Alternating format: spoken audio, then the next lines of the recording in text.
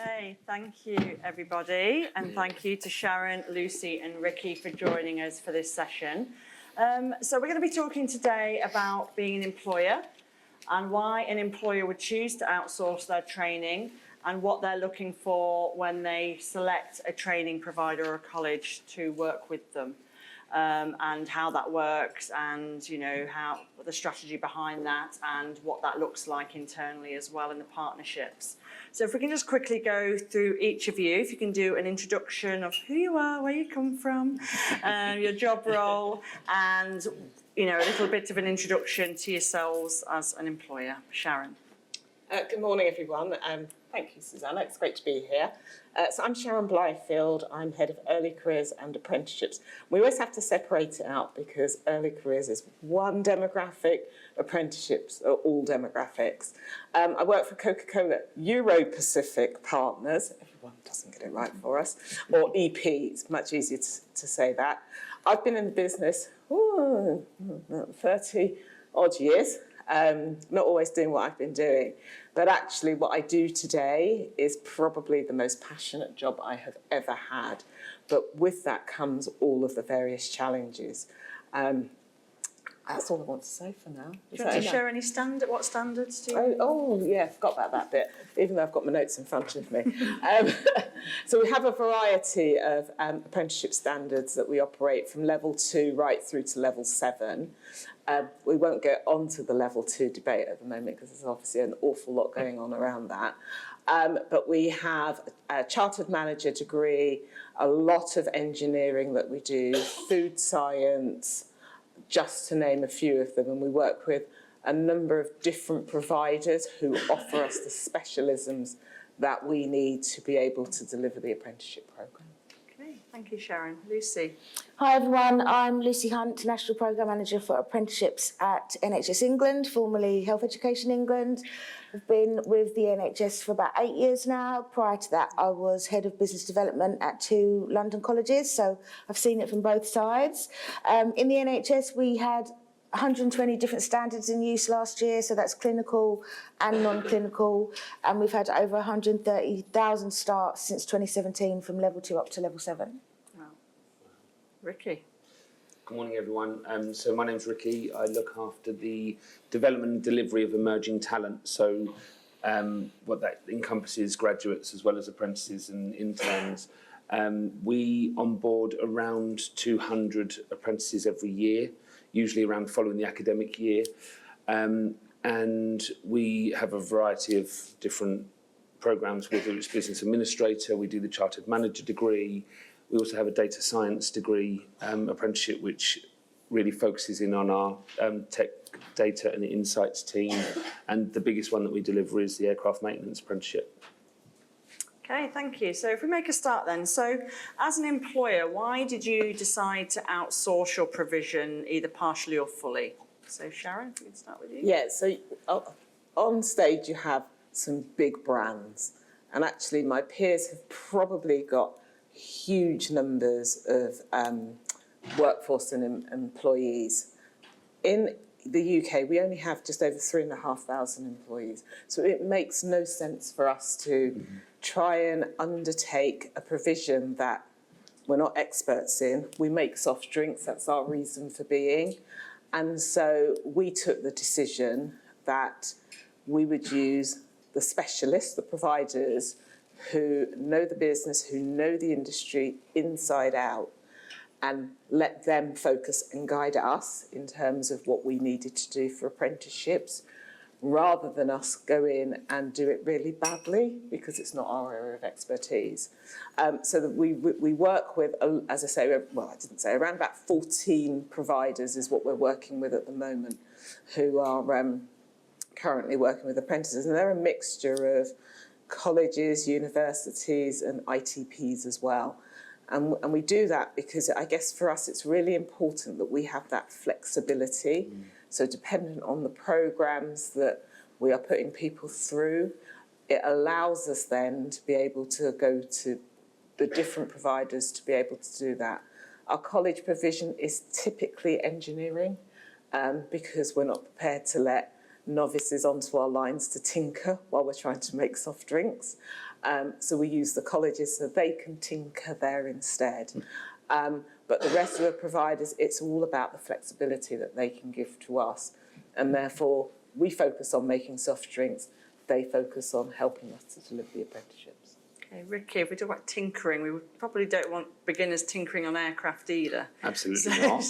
I think it's, so we made a similar decision to not become an employer provider, but then we dabbled back in 2019. We were an employer provider for the cabin crew apprenticeship, which I'm not meant to talk about. So if anyone asks, I didn't mention it, right? So we had a forecast of over about 1,000 apprentices that were coming on board to operate as cabin crew. But if I'm being very honest, the model wasn't robust enough for us to survive the Ofsted inspection.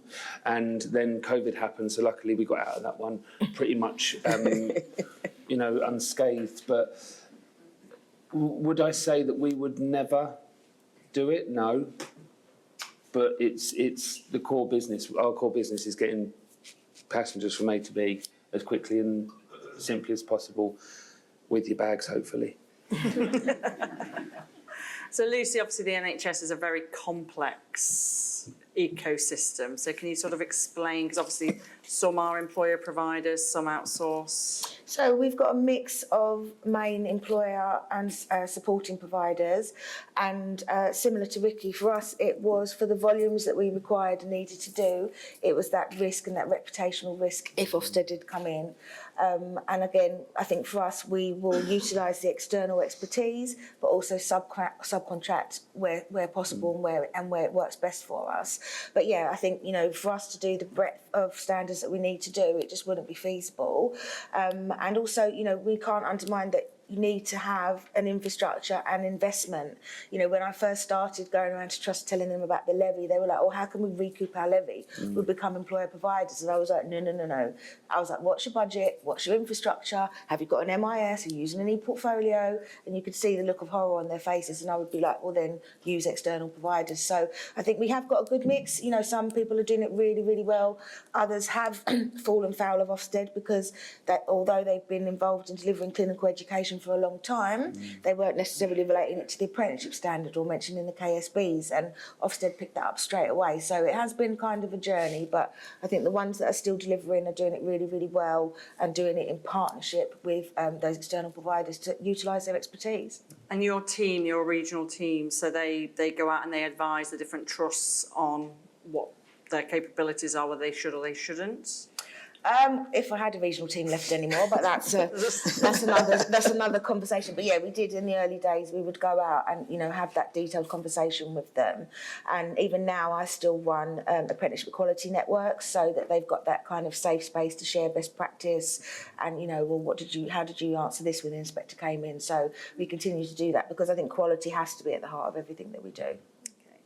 Sharon, you said you use 14 different providers.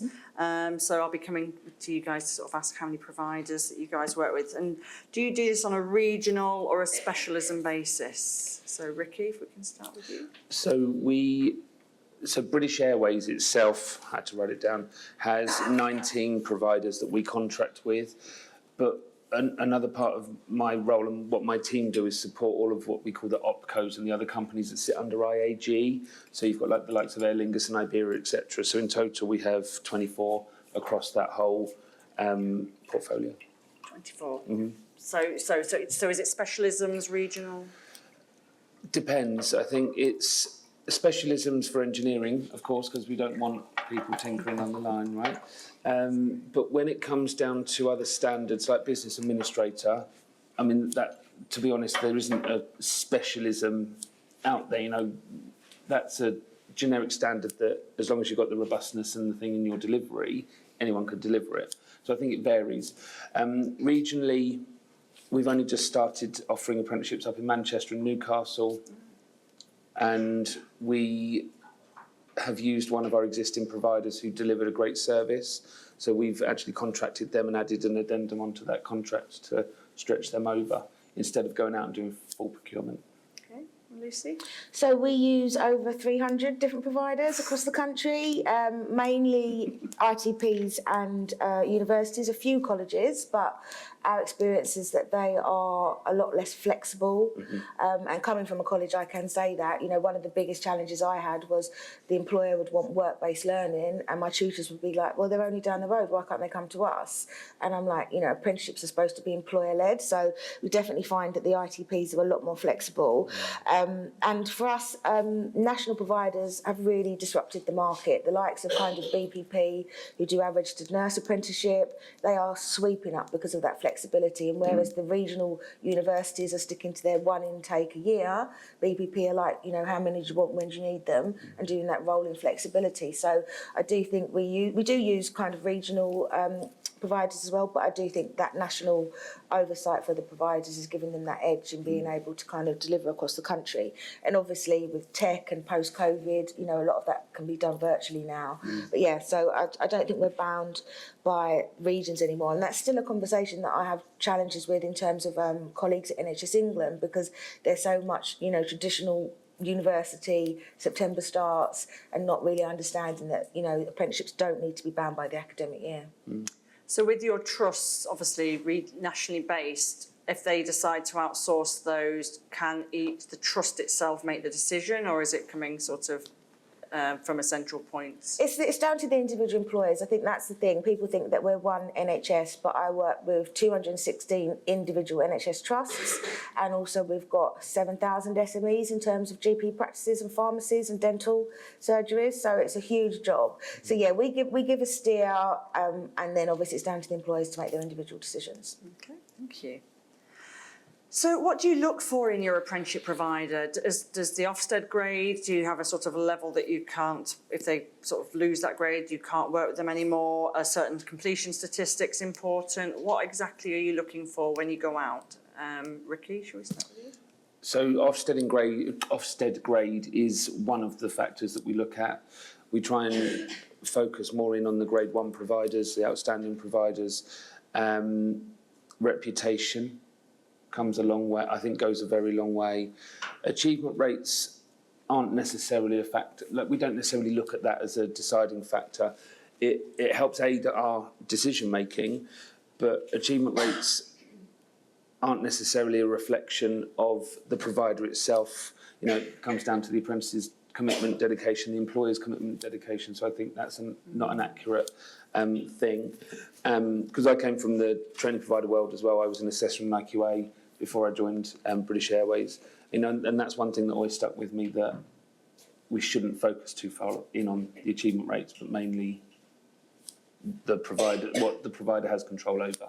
Yeah, that's an interesting point you make there, that even though overall the average rate for a training provider might be lower, the support that you give as an employer means your rate should be higher. Yeah. So that's an interesting point of view. And when you say reputation, where are you hearing or reading about somebody's reputation? What are you trying to lead me into, Susanna? I think there has been some well-publicised articles on some training providers or colleges, universities, coalitions that haven't necessarily been well received in the market. Okay. It's my political answer. Okay. Lucy? So yeah, quality is a big factor for us. To deliver in the NHS, you need to be grade 2 or above. But similar to what Ricky's saying, if for any reason a provider, does require improvement, we will talk to the employers and see, because, it could be just one aspect of their provision that's caused the issues. So like Ricky, quality achievement rates are important, but they're not the be all and end all, especially if the provider's got a good story as to why they're not where they would need them to be. So in those cases, if they do get an RI, they can continue with their existing NHS customers. They're just not allowed to bid for any new business until they get re-inspected. But yeah, and I think, reputation and, also the professionalism of their salespeople, the amount of harassment I get on LinkedIn. Have you heard about apprenticeships? Have you heard about fully funded training? Have you read my profile? Do you know what I do? And they'll send the same email every week. Why am I going to respond after the 100th time and you're not telling me anything, you're not asking me, and you know, I'm old school. When I was in sales, you asked questions. The amount of pitches I've had where someone will just talk at me and then be like, so do you want to sign? And you've not asked me a single question. So, and I think as well, certainly in our networks in the NHS, employers do talk. So if you are, you know, over-promising and under-delivering, you will get found out. Remember what Sue said about taking a nugget? Ask questions. Sharon? I think reputation is absolutely key, but it's more linked to the damage it can cause to our brand. Yeah. So if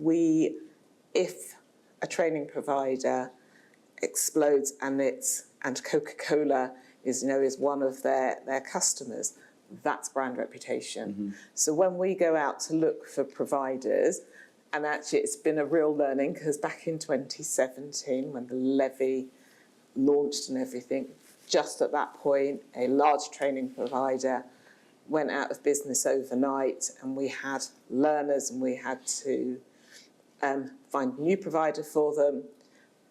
And one of the first questions I asked, because that's when I then came in to do the role, was, so what was the Ofsted? What was their last Ofsted? And nobody had ever looked at that.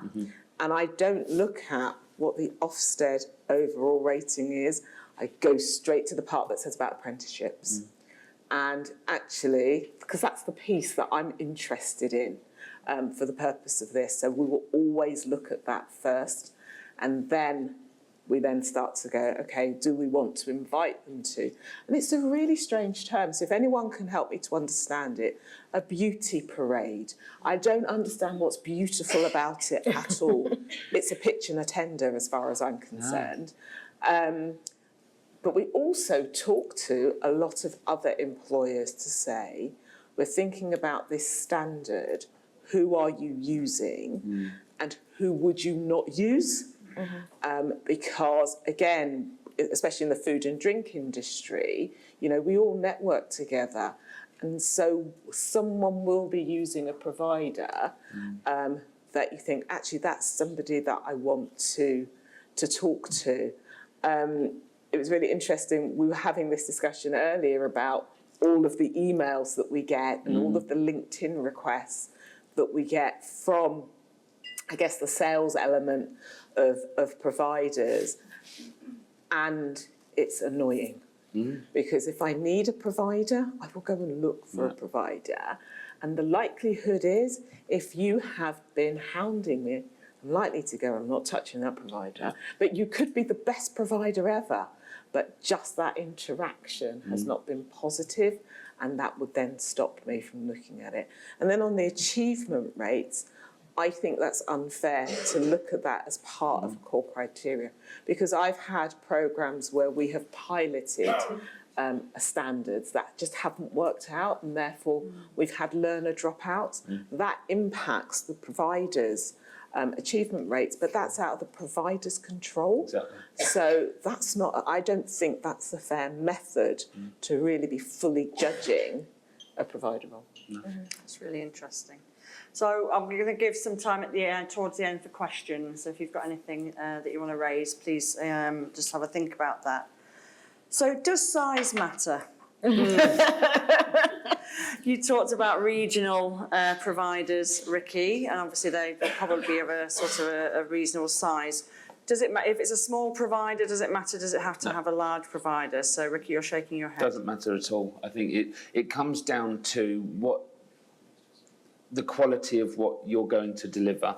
And if we have, I think there's 4 independent training providers that we've got that have around about 100 learners each. There's some really small ones that we use because they give more attention, they give more focus, they have the ability to spend more time with the learners themselves, they have really great and robust plans. More larger and more national providers don't tend to offer that same level of interaction. That's really sort of reassuring to hear that you do work with a provider with only 100 learners. That's, that's incredible. Yeah, Lucy? I think for us size definitely doesn't matter. You know, if you're a newer provider and haven't got a track record, then you probably would get a smaller cohort as a pilot rather than, you know, get a huge amount of business. But yeah, I think it really just varies on the quality of the service. So I think, yeah, size not necessarily an issue. It's just that support and kind of, you know, information sharing that you get from the providers and the flexibility. I think for us, you know, we recognise our sector is very challenging, and you can have shifts and you can have the best planned kind of delivery plan, and then the trust will go onto high alert and everything goes out the window. And it's just how providers can, you know, be receptive to that and work with you. Sharon? Yeah, no, I think fundamentally for us it comes down to the quality of provision, because you can be a huge, and there are some of them out there, and I'm really sorry if you're in the room, I just won't name you, who are out there who have really large provisions. But actually, in terms of that connection with the employer and their apprentices, it just isn't there. They are just too removed because they have become so big. And I think for me, there is a piece around, you can be a small provider and you may have people who have come in from industry who are delivering some of the standards. So their industry knowledge is second to none, and therefore what they are teaching links very much to what's actually going on into the world of work. So I think it really comes down to who the provider is and what you're looking for at that point in time. But it shouldn't matter on the size of the provider. But just to add on that though, I think we've worked with a number of providers who've become victims of their own success because they have grown really rapidly, and that's when quality tends to dip. So they get referrals, word of mouth, oh, use so-and-so because they're really good. And then unfortunately, if they've not got the infrastructure and if they've not planned it accordingly, then the quality does dip. So I think it is really tricky because yes, you want to grow, but you don't want the quality to be impacted as you grow. And that's where you then get the sense that the focus is more on the money that they're going to get from how the amount of apprentices rather than the quality of delivery. And that is not a good look. I'm just going to skip to a question actually, because I think it just links into what we were just talking about. So how much input do you expect to have with your providers regarding the curriculum planning? So right at the beginning, when we onboard, I expect to have a lot of input. Because one, I need them to understand our organisation, how we operate. Lucy's already mentioned about the shift patterns. We've got all of that. You know, we're across the whole of the UK with field-based teams as well as office and factory-based teams. And so how the curriculum is going to work is really, really important. But actually, we haven't onboarded a new provider for a little while. And so therefore I'm really comfortable with what our providers are doing because I have regular check-ins, but I don't have to be the control freak that I am. But when we have a new provider, that's when we'll have a lot of time and a lot of input. Or if it's a new standard that we're bringing in, we'll have a lot of time and a lot of input because we do seem to have the same teething problems is the nicest way to put it when we introduce something new. But actually, do you know what? That's not just with apprenticeships, that's with anything. It's always that change that you're going through. But if I'm really comfortable with the provider and I've got the great communication with them, then there's a trust that's starting to be built so that I can step away. Unlike the two on here, well, I would have said, you've got huge teams. It is just me. Right. For the organisation. So not only am I the face of it for the organisation, I am also the doer of it for the organisation. So I can't be in the middle of everything because I just get burnt out. So Lucy? So I think it varies for us as well. So, you know, we are very explicit in kind of the procurement, in the tender about, you know, what we want. But then I think it comes down to the individual employers, depends on their infrastructure. Sometimes I'll have an apprentice lead that is at a trust, employs 30,000 people and is managing 30 different training providers for the various different standards. So in those cases, I would expect that they would probably want to be less involved, otherwise that would just take up all their time. But I think for us, what we do is have it set out in the early stages of the tender spec, and then it's down to the individual employers to kind of have that conversation about what's going to work best for them. Okay. So we have a slightly different approach. As Sharon said, I do have quite a large team. I've got 22 people that just focus on development and delivery of apprenticeships. So we have and expect and in a way demand a lot of input. So we tend to manage our training providers as if we were a main provider ourselves and they're our subcontractors. So we hold them to account, we go out and do observations, we give them feedback based on the Ofsted inspection framework. All of that thing that we work together collaboratively to help training providers make improvements where they're needed. So yeah, a lot of involvement. That is a lot of involvement, isn't it? So, and where would you advertise for, if you do, like you said, don't bother me on LinkedIn, don't send me emails. If I want one, I'll go out and look for it. Where do you advertise, and would it be a tender, Sharon? So we typically work with the National Skills Academy for Food and Drink. They are our go-to body that we would go and talk to say we are looking for a provider who can deliver this standard. Who are the providers that I guess are within the food and drink network that you would recommend coming in as part of the tender process? And then they will set up the tendering for us. And that's been much easier. They're the ones where it is really much food and drink related, but we've just done the new standard for the governance officer. It's a brand new standard, finally got signed off, and it was like, who are the providers? And then it transpires there were just two of them. So there was no point in involving the National Skills for that because that's out of their remit. And then the way that one worked was a simple conversation with the two organisations. One was really proactive, came back to me, we had the conversation. The other one, I'm still waiting to come back to me to tell me what the plan is. So I've gone with the other provider. But when you're narrowed down to just two like that, that's the only way you can do it. But typically, we'll go to the network partner because they will do a lot of the heavy lift for us on it. And is there any specific tender platforms you'd be on, or is No. it right? No. We're not like how the NHS has to do that. My procurement organisation, when we first came into this world of apprenticeships, when I went to the procurement team to say, what do you want to be involved in? And they said, well, Sharon, if it's less than £100,000, we're not interested.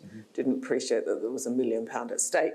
But, if it's less than 100,000, we're there for soft drinks, we're not there for apprenticeships. So we've had to take that approach with it. Yeah.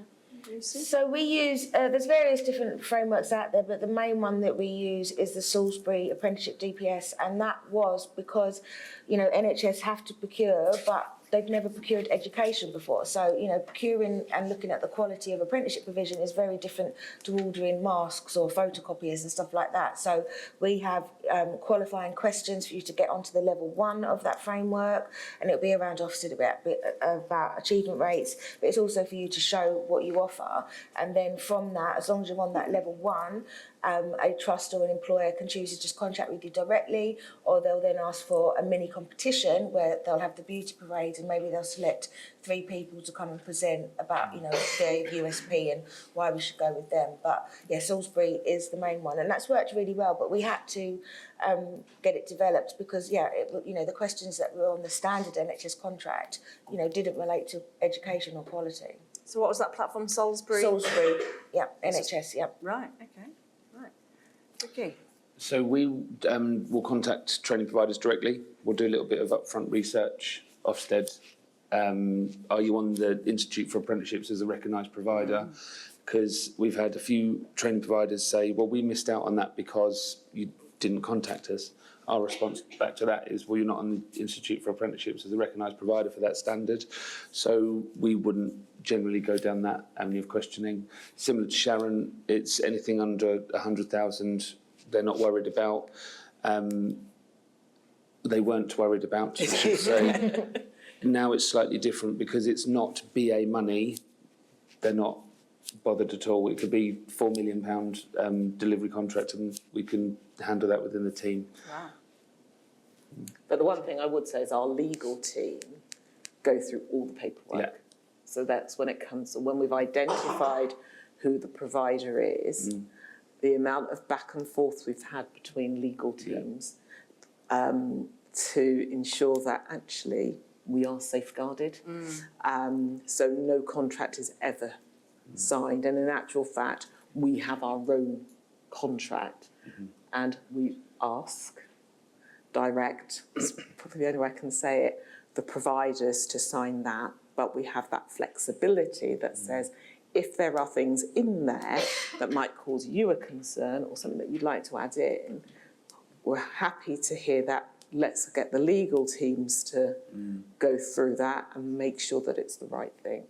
And that, in the early days, was one of the biggest issues. It'll take a long time. And sort of off the top of your head, is there any sort of particular topics on those contracts that become sort of a red line? Resits. Yeah, I was going to say resits. Yeah. Resits. Who pays for the them? resits? Right. Yeah. So we've got a clause in about that as well. And you know, we have always said we will have the discussion with regards to the learner, but I've got a situation right now that's just landed 2 years down the line on a resit payment that's all of a sudden just popped up. That is 4 digits, and I'm like, I am not paying that because the contract says X.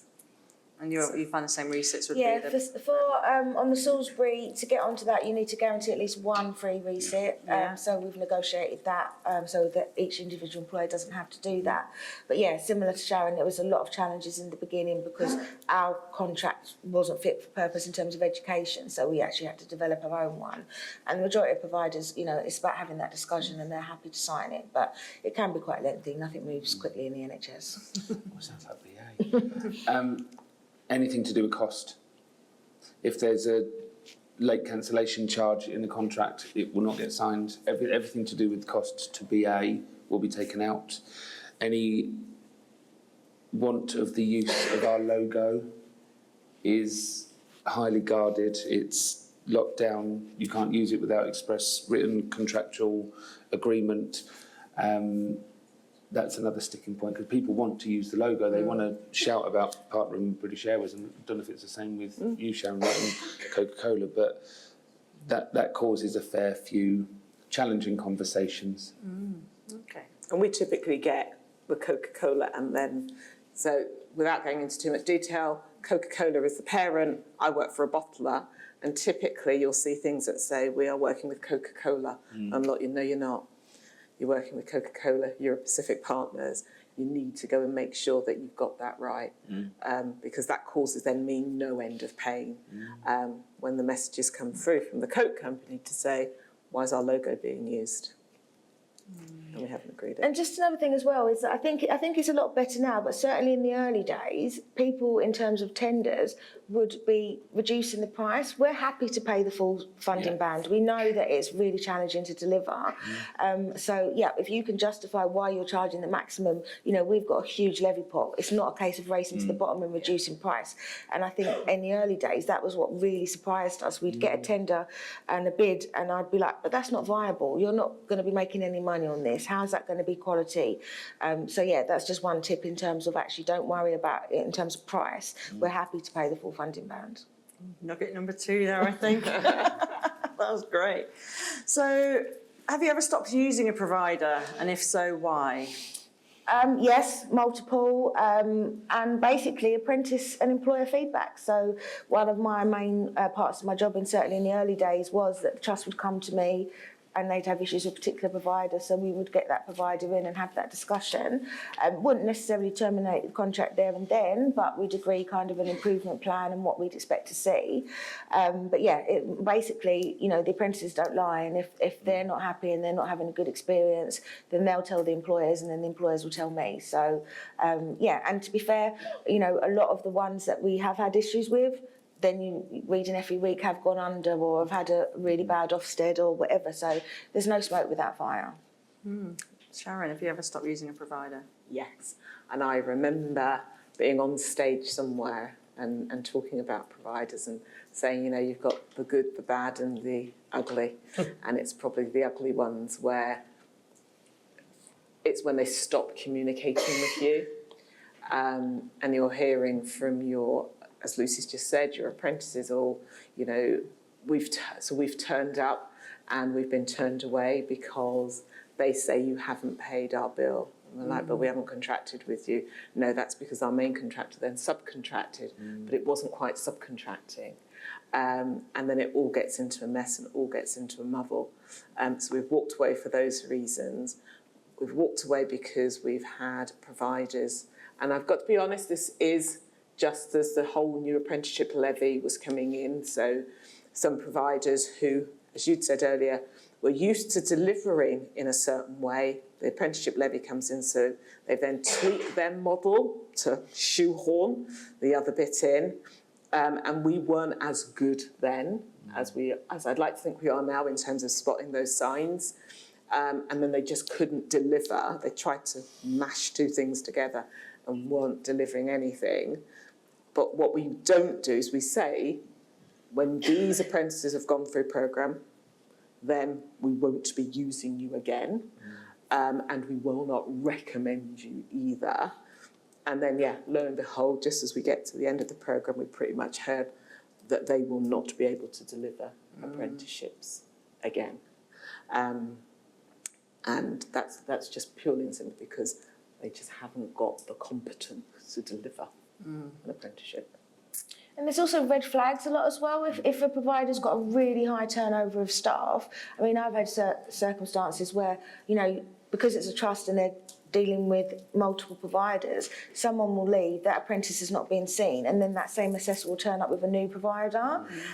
So again, that kind of rings alarm bells. If they can't retain their staff, we know it's a really challenging market, and we know that health and care is a really challenging sector, but you need to be rewarding your staff to make them stay with you. So again, that's also a red flag for us when people, you know, you get a new assessor every 3 months. Yeah, they kind of be on notice then. Okay. Ricky? So I think, I mean, there's always competing priorities between us, training providers. I think we've had an instance in the past few years where one particular training provider had, I think they were on 5 operations directors in 3 months. Right? So if they can't maintain an operations director, then do you know what? Then the whole company's falling apart, right? So we also put in 3-year terms for procurement of providers. So we give every provider a 3-year period. We've never terminated someone early on that agreement, but we get to the end of the 3 years and we say, we're not going to invite you to put a tender in for this programme. We've had an instance where one provider was delivering, I think it was seven different standards for us, and it felt like we were operating with 7 different training providers. So that's what we ended up doing in the end. Right. That was still easier than staying Still with the easier one than because it was so staying with the one. siloed That's within it. the same organisation. Yeah. Okay, if we open up to the floor, any questions? Yes. I'm Gina Wood from Weymouth College, and I just wanted to ask, you say about, you know, apprenticeships are employer-led and you need to ask questions and things like that. I think certainly one of the challenges from our side is actually getting that employer engagement. So like, what I mean by that is we work with a lot of small, micro-sized employers, and so we've tried kind of surveys, sending that out, you know, can you give us some feedback? A lot of people don't answer it, so then we've tried where we sent the assessors out to the employers, trying to get them to ask a few questions, and you're not always dealing with the person that, you know, would answer those questions. So it's kind of like, yes, we want to get out there, yes, we want employers' feedback. Do you have any kind of suggestions of best way of doing that? Did you manage to hear that at the back? Yeah, excellent. Yeah. Okay. So I guess, are these employers that you're already working with, or Yeah. so you're already working with them? So I guess for me, most organisations will have a 2 or 3 points of contact. And you're right, it is trying to find out who that person is. And I'd almost go back to who signed the contract, to say, we have a contract with you, I've got this name, do they still work for your organisation? And if they don't, who has replaced them? because we really want to have that engagement and that dialogue. Because I know that if you were to call into our head office, not that any of us have desk phones anymore, and you were to give a name, that's fine. If you're to call in and say, I want to speak to your early careers person, they'll go, we'll have to get them to contact you. So I'd go back to the contract, I'd go back to the beginning and use that as your starting point. And also, because it will tell you what their role was, it will typically tell you where they are in the business as well. That would be my piece of advice for that. I think just back from my college days, that was a challenge. And to be honest, that we would stop working with employers if we couldn't have that dialogue. If the apprentices were us one day a week and then with the employer, but we had no idea what was happening the 4 days they were with the employer, then when they did want to have new business, we would be very clear in terms of, no, we need to have regular reviews. We need to understand what's going on. So that would be a concern for me. And if I heard that was happening with some of our employers, I would say that's not best practice. You need to make sure that you've got that dialogue so that you can continually monitor. And if things do go wrong, you've got that opportunity to rectify situations. But if you're not having the communication, then that would be a concern for me, and potentially I would walk away. There's a certain amount of ownership that you could put on the apprentices themselves. If we're in the business of improving their knowledge, their skills, their behaviours and everything that goes along with doing that apprenticeship, give them an objective of, I need to have a key decision maker or someone to discuss your apprenticeship with and future apprenticeships at your organisation, and get them to lead that conversation as well, because that's your best in. They're already in that organisation. Use their network as well. I'd also suggest taking the sledgehammer approach at times. Yeah. If you've gotten really frustrated, is to go to the top of the organisation, because typically the minute it lands on there, especially you're saying, well, you're all paying us to deliver this, and we're not getting it, it will come back down to whoever's in charge. Because we quite rightly would go to the top of your organisation if we didn't think we were getting the service and support. So works both ways. It's not more like progress review and stuff like that. It's kind of, we want to shape our provision to meet the local needs of, the community. And to get the feedback about what they actually want. It's all right saying, oh, they don't offer what we want, but if they're not going to give us that information in the first place, how do we know what they want, So it's more of that. And they probably work with your local Chamber of Commerce as well.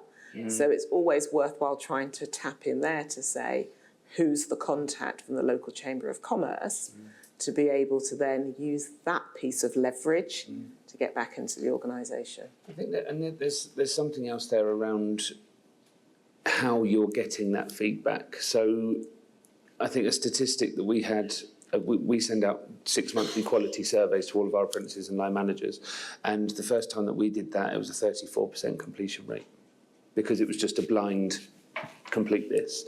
So there needs to be some form of engagement strategy from your side, from the college, of how are we going to best network with these organisations? Do we want to do an open day where we invite everyone along, give them a free lunch, something like that? So it's a bit of money up front, but the benefits that you'll reap in the longer term, I think, will offset that. But if you're just sending out and I say cold survey, if you haven't already got that engagement or that buy-in from someone in that organisation, they're just going to look at it like I'm sure we do when we get emails from training providers, delete, because we just don't have the time to focus on that because we've got a day job to do. But building that engagement and a strategy around that, I think, is the key bit. Okay, I'm afraid we're out of time, but if these guys will be around during the breaks, if you want to colour them during the break. But thank you so much for being so honest and sharing your experience. Hopefully you found it a really useful session. Thank you. Thank you.